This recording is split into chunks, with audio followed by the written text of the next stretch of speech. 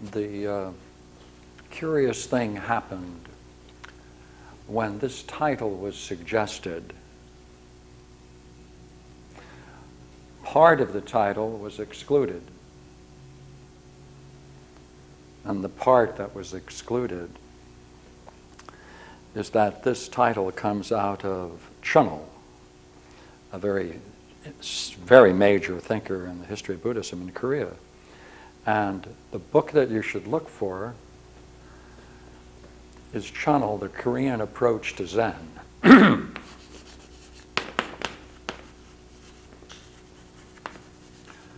Really, truly a great book. And the writings are of Chinul. Sometimes he's referred to in a series of ways, but in his full name is Chinul. Now, Chinul was a major thinker. He had so much insight into the whole tradition of Buddhism. How did I spell it? C-H-U, excuse me, that should be I-N-U-L.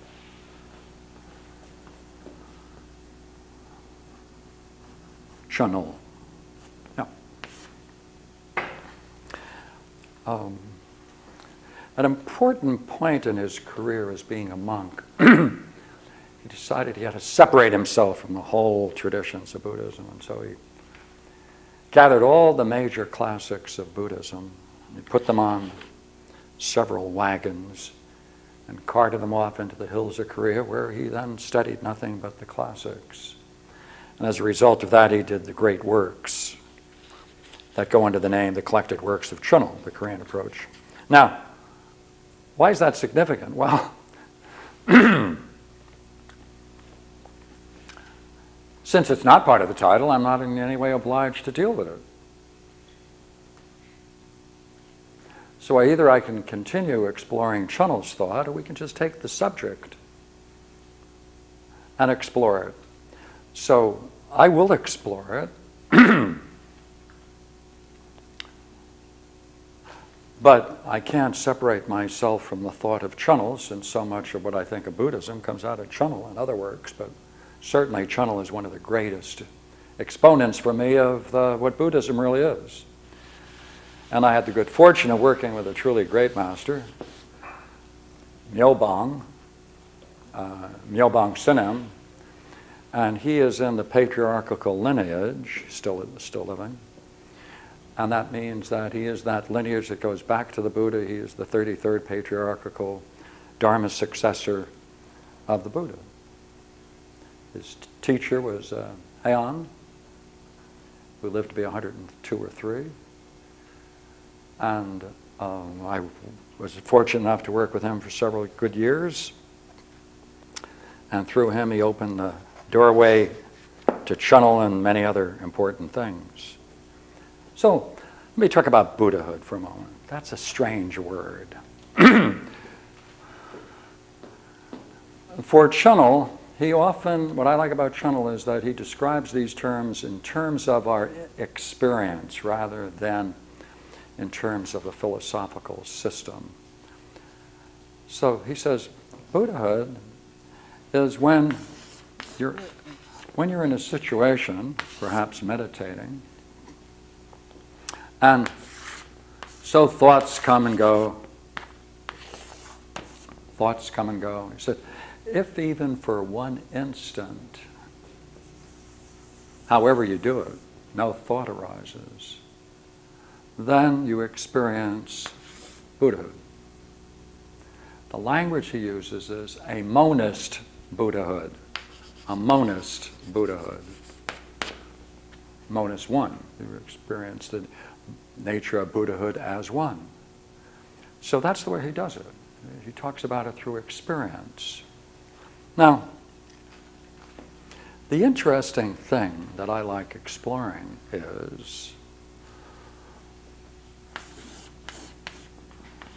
what is all of this human activity and quest for enlightenment if it's as simple as that? Or let's turn it around and say, since this is our everyday mode of existence, having thoughts and being plagued by thoughts, or being controlled by thoughts, or being influenced by thoughts, or enjoying thoughts, whatever it might be. Why is the presence of this ignorance and this is enlightenment? Why is this the entry into Buddhahood?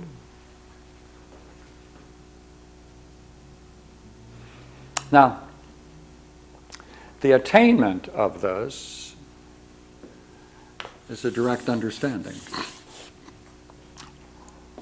That's a direct understanding of this. It's not merely the experience, but it's a direct understanding. So, the direct understanding of that this is the way it is this. Now,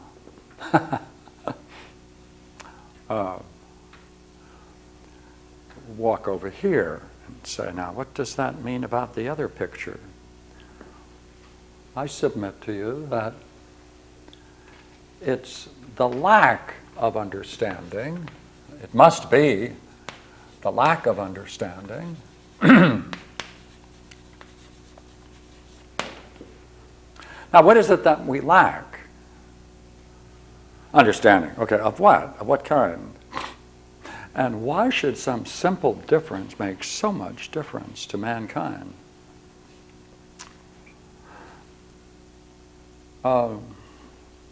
This chalk doesn't think.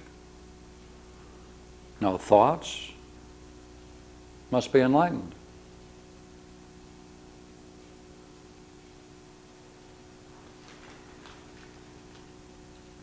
Is it the mere absence of thought? That's what he says. If you could hold back. But you see, the difference between the two is that there is something going on here.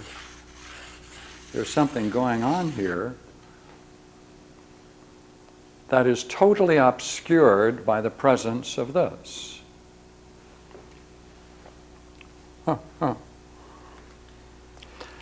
Let me therefore explore this with you, and let me raise a couple of questions and take you through your own understanding. That's what we're going to do this evening. Number one, when you have a thought, right now, when you have a thought, does the thought stand alone?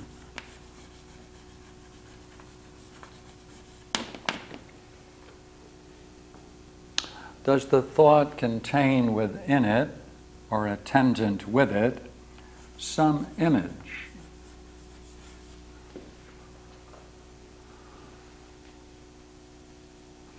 If there is a thought, let's go further and say it has an image. Let's go further then and say that, is it not likely that you know very well the experience of a thought with an accompanying image that continues?